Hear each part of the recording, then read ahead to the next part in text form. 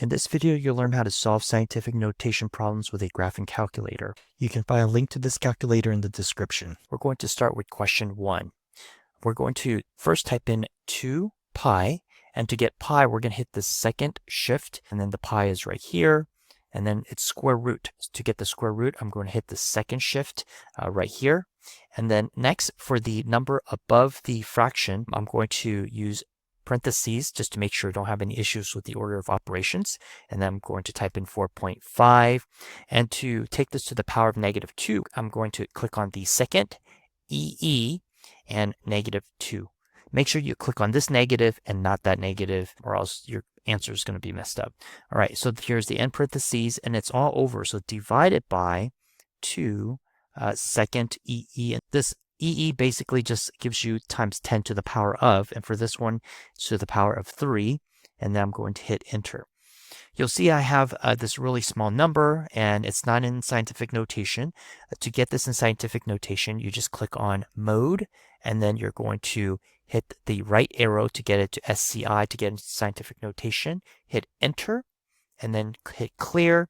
Now, instead of retyping this whole equation, I'm just going to copy and paste it here, essentially. To do that, I hit the second ANS. And what this does is it just copies this number down here. And I'm next going to hit enter. And because we're in scientific notation mode now, it gives me the answer in scientific notation here.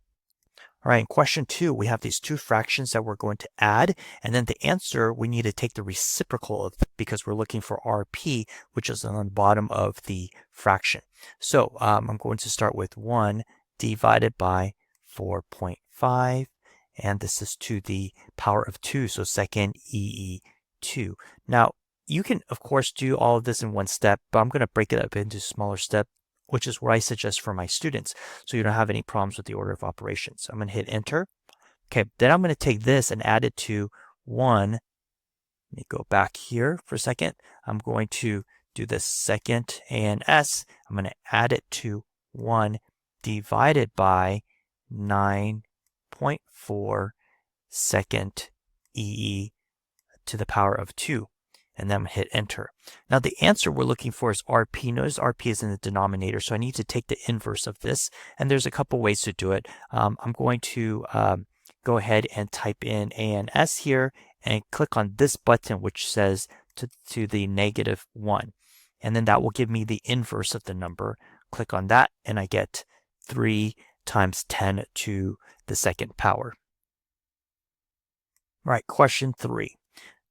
In the numerator, we have 9 second EE9, so 9 to the power of 9 times 3.2 second EE -9 times 9.6 second EE to the power of -9. I'm going to hit enter here. Yes, you could do the whole thing in one step, but I just don't want to have any issue with order of operations. So I'm going to just hit enter, get the number for the top of the fraction, and then I'm going to divide by, and I'm going to use the parentheses here. It's going to be 0.32 parentheses, and it's squared. So the square button is right here, squared.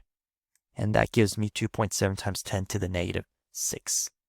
For question 4, we're looking for theta. On the left-hand side of the equation, we have 1.33, and then sine is right here. I'm going to click sine 25. Now, we got to be real careful here because we're dealing with degrees. So click on the mode and make sure you're in degrees. If you're not in degrees, you're going to click the arrow down to where it says radians, and then we're going to move it to degrees.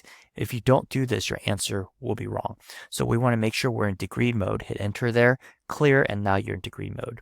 And then now we're going to continue, and the angle is 25, so 1.33 sine 25. Hit enter. We're going to divide 1.5 on both sides because we want to isolate theta. And so we're going to divide by 1.5 on the left-hand side as well. And then so this number is equal to sine theta, but we don't want sine theta. We want theta. So to get theta, we're going to take the inverse sign. So hit the second sign right here. This gives you the inverse sign, and then we're going to plug in that number. Hit that second ANS. Basically, it just copies the previous answer in here, and we get 2.2 times 10 to the 1 And this is just basically 2.2 times 10. So our answer basically is 22 degrees. Next, we're going to calculate number 5, kinetic energy. And so it says 1/2. When I see 1/2 and I'm calculating on my computer, I like to just click 0.5. I don't have to deal with any fractions. It's just 0.5. So 0.5 times 6.6 second EE to the power of 2. I'm just going to go ahead, enter, okay? And then I'm going to multiply by 2.11 second EE 4 parentheses squared. And so you'll notice I like to break these problems into smaller parts. It avoids dealing with issues with order of operations. And here we get 1.47 times 10 to the power of 11. Now we're going to calculate number 6, the maximum kinetic energy. 6.63 second EE to the power of negative 34 times 7.09 second EE to the 14. I'm going to just enter this and calculate that first, and then I'm going to subtract 2.17 second EE to the power of negative 19. And we get 2.53 times 10 to the negative 19. Lastly, we're going to calculate number 7 for gamma. We're going to start with, what I'm going to do is I'm going to start with that fraction. You don't have to do it this way, but this is kind of the way I'm going to do it. 2.25 second E to the power of 8 divided by 3 second EE to the power of 8. Enter. Okay, so I have the value for the fraction. I'm going to take 1 minus that value, second ANS. And so this is the number, the value within that radical. I need to take the square root, so second square root there, and then second ANS. That gives me the denominator, but I don't want the denominator. I want the actual value of the fraction. So it's going to be 1 divided by that number. So 1 divided by the number that I just got, the number in the denominator, and we get 2 times 10 to the 0. Now 2 times 10 to the 0 is simply 2 times 1, because 10 to the power 0 is just 1, so the answer is just 2.